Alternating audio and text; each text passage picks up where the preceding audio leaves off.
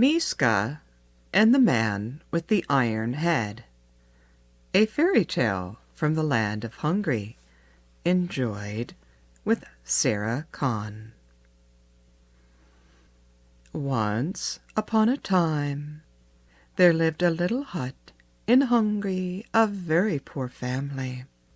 And when the oldest son was just grown to be a big lad, the father said to him one day, "Miska, my son, thou art now grown almost to manhood, and we are so poor that I can feed thee no longer. The time has come when thou must go forth into the world and find employment. Go, son, and God will keep thee and have mercy upon thee." So Miska put a small piece of bread in his knapsack, took his stout walking stick, kissed his mother, father, and sisters, and set forth into the world. He wandered through 7 times, 7 countries, till all at once he met a very old man with a very long beard. "God give thee good day, my grandfather," he said to the old man with reverence. "To thee also, my son," said the man. "Where art thou going, and what dost thou seek?"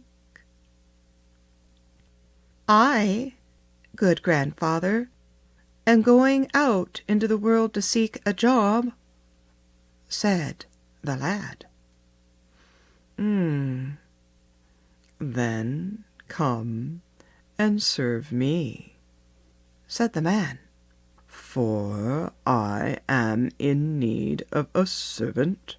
True, I can't pay thee much, but serve me for a year, and I will give thee something."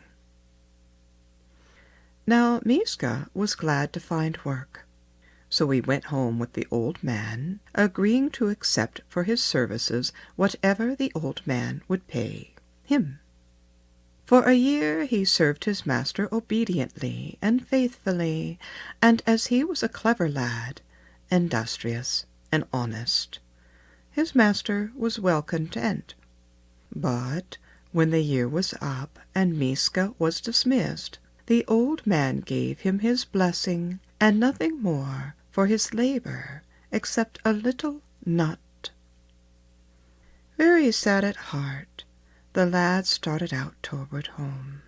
Oh, his family was so poor. They needed so much in their hut, and here for all a year's work he was bringing home nothing at all, save a little nut.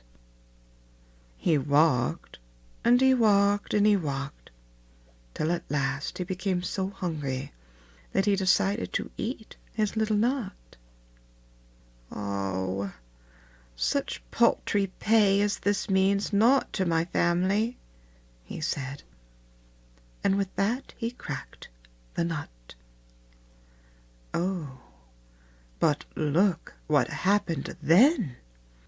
Out of the nut there came running many teeny horses, and many teeny cattle, and many teeny sheep, and when they touched the ground, these animals grew and grew until they were the size of ordinary horses, ordinary cattle, and ordinary sheep. Miska's heart leapt for joy. What a treasure he had now! But in another moment those animals ran away, scattering over the plain. Oh, he could not keep them together, and he saw they would all be lost. So he sat down on his fur coat and bowed his head for grief. But all at once there appeared, with a mighty clashing and clanking, a very giant of a man whose head was made of iron.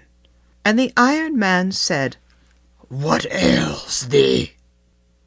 And Miska replied, "Good sir, how can I help but be sad when I worked a year for a nut, and having no more sense than to crack that nut just now, I found all these animals here springing out of the nut, and they are so many in number that I cannot drive them home."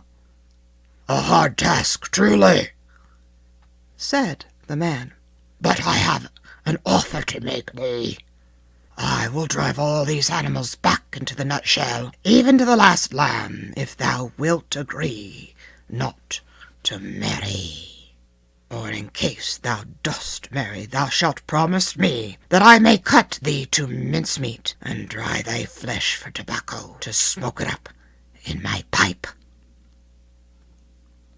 Well, what could the poor lad do? He wasn't at that moment thinking much of the girls, and he wanted beyond aught else to drive those flocks and herds back to his needy family. So he gave his word and agreed. Then the man with the iron head whistled 3 times very loudly, and he lifted his great whip, which was such an one as horse-herds use on the far-stretching plains of Hungary, and he cracked it 3 times in the air, and lo, all those vast herds of horses, of vanishing cows and sheep, came running from all directions.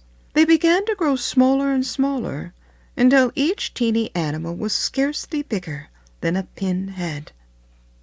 Then they crept back into the nutshell, crowding over each other even to the last lamb. And when they were all inside, the nutshell closed again, and there was the treasure safe.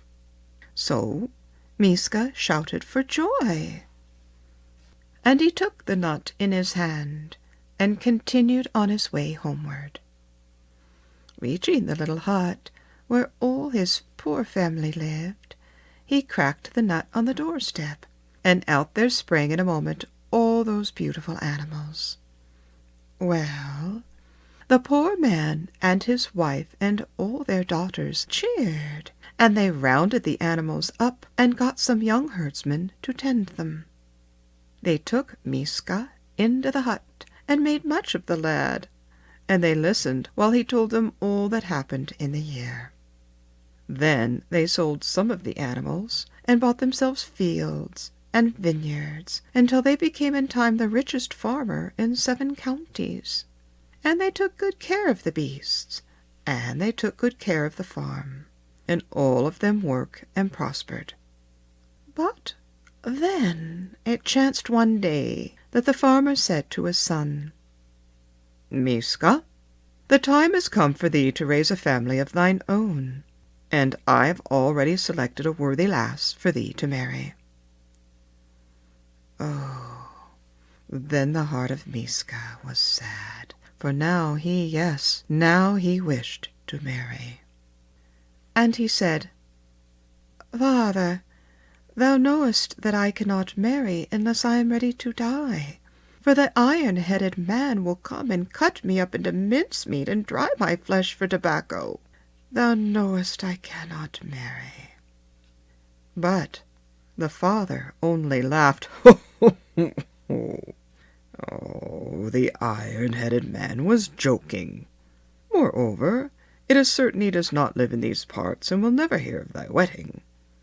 In case he should appear, which is really not at all probable, I will prepare a race-horse ready with saddle and bridle, so thou canst leap on his back and gallop away in a twinkling. Well, they laid their plans for a wedding with a mighty baking of cakes, with sewing on bridal garments and many grand preparations. But on the night of the feast, when the guests were all very merry with dancing, eating, and drinking, suddenly in the room a clashing sound was heard, a sound like the clanking of iron, and there appeared looming above the heads of the guests the man with the iron head, laughing with fiendish glee. "Hey, boy," he said to Miska, "thou hast married just in time, in the nick of time for me. For this very day, my lad, I used my my last bit of tobacco." But Miska leapt out through the window, straight on his horse's back. Like a whirlwind he rode away. The iron-headed man jumped after him. He ran at full speed at his heels. Well, they raced, and they raced, and they raced through 7 times 7 countries and beyond the shining glass mountains, till Miska outdistanced the Iron Man. Then he came to a little white cottage where lived a little old woman. "God give thee good day, my grandmother," Miska said. "To thee likewise," said the old woman. "But why didst thou come here, where not even a bird can come?"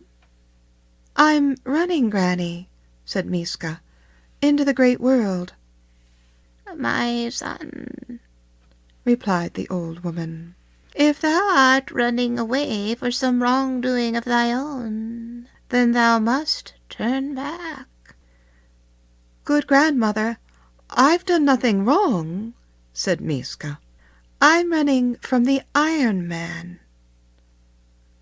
So the woman invited him in, and said she had a little dog who would bark if the iron-headed man came as near as 70 miles. And she cooked a very good dinner, and Miska ate with relish till the dog began to bark. Then the woman hurried him off, but she gave him before he went a kerchief of many colors, and a little twisted cake, both of which gifts she bade him keep with very great care, as they would one day serve him well.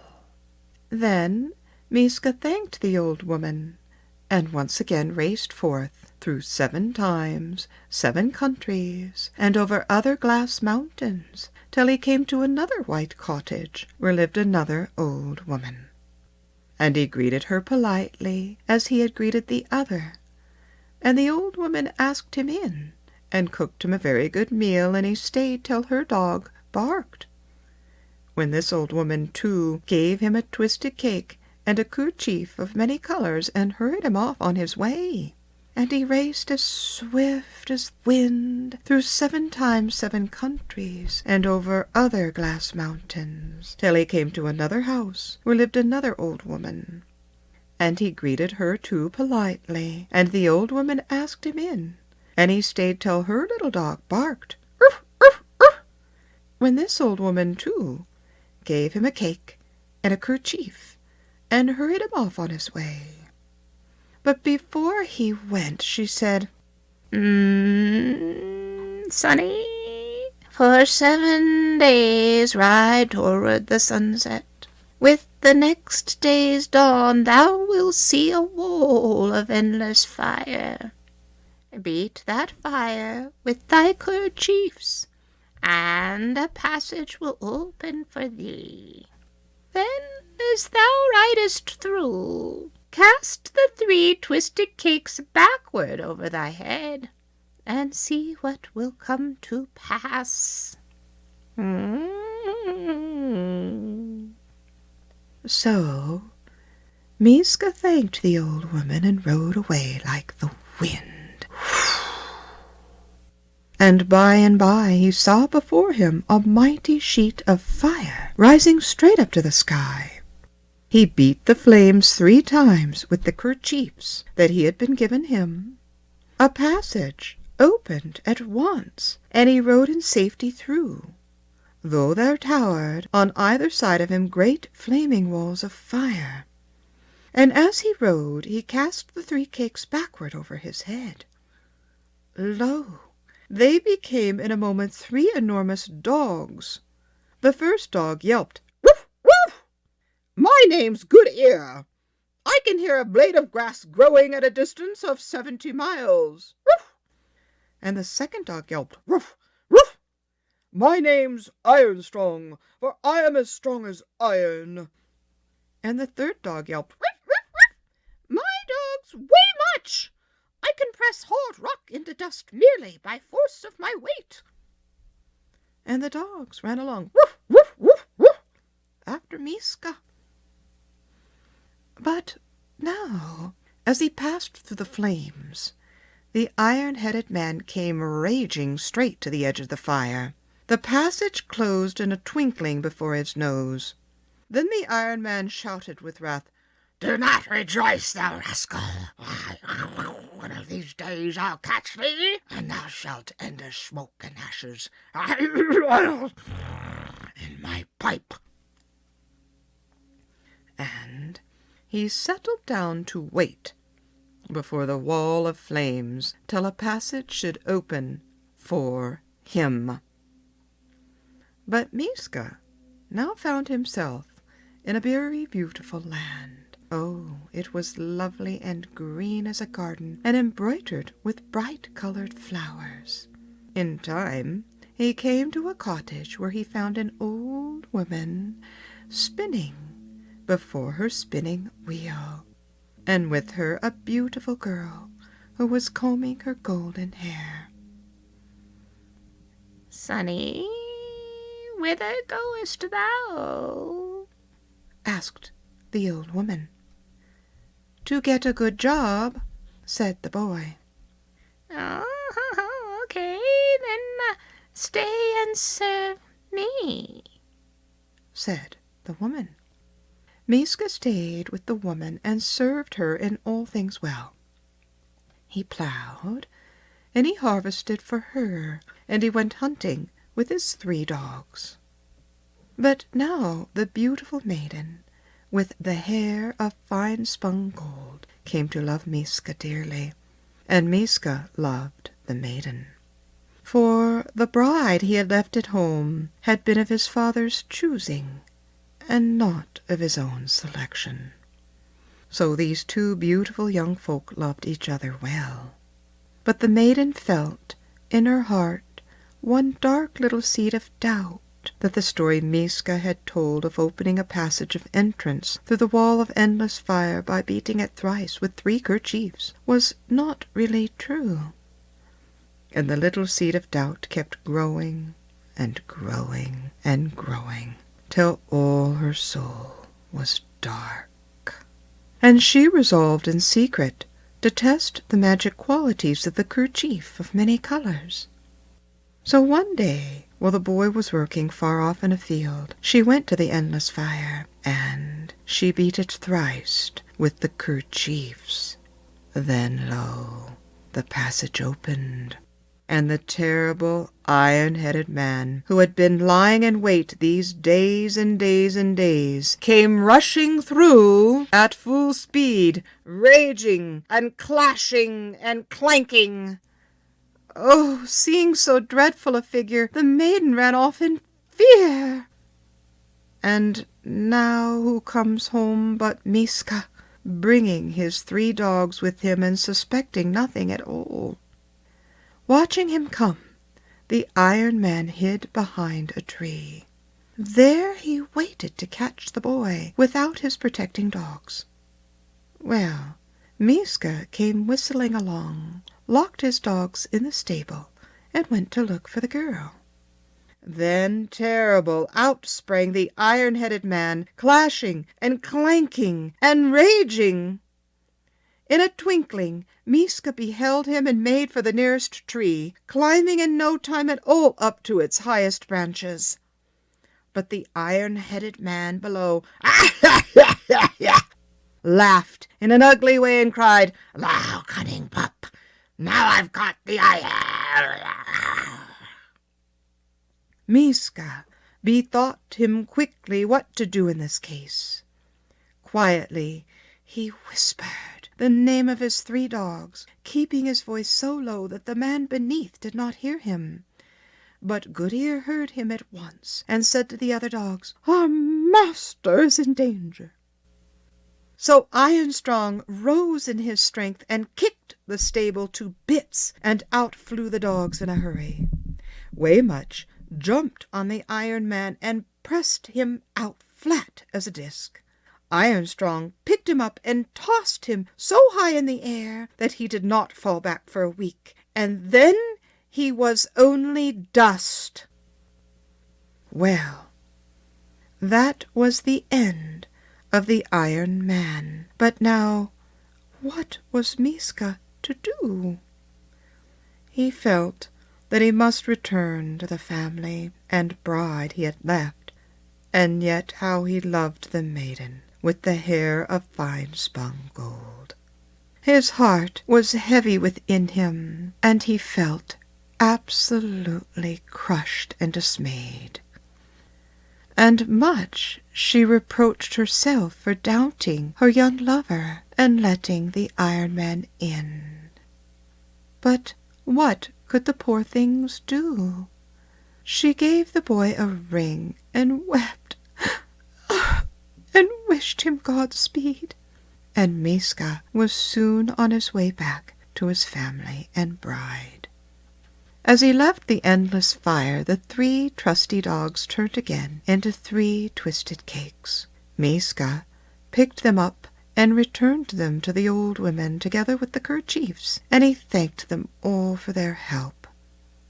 Thus he came again to the farm. His parents and his sisters all received him with joy, but his heart was heavy within him for loss of the beautiful girl. Yet, when he asked for the lass his father had chosen as bride, his parents hung their heads. "We all thought thee dead," they said, "and thy bride has married a lad who lives in a neighboring village. They are very happy together." Well, that was no bad news for Miska. He might very well have rejoiced, but still he could feel only sadness. For how now could he get back through the wall of endless fire to the lovely golden-haired maiden? As he thought of her with longing, he twisted the ring on his finger, wishing with all his heart that he could see her at once. And lo! there she stood before him, for that was a magic ring she had given him at parting. Blushing and smiling for joy, the golden-haired maiden stood before him. And they were married next day, and the other bride danced at the wedding. And the couple had many, many children, and loved their family and their mother and father greatly. And they all lived as a happy family forever after.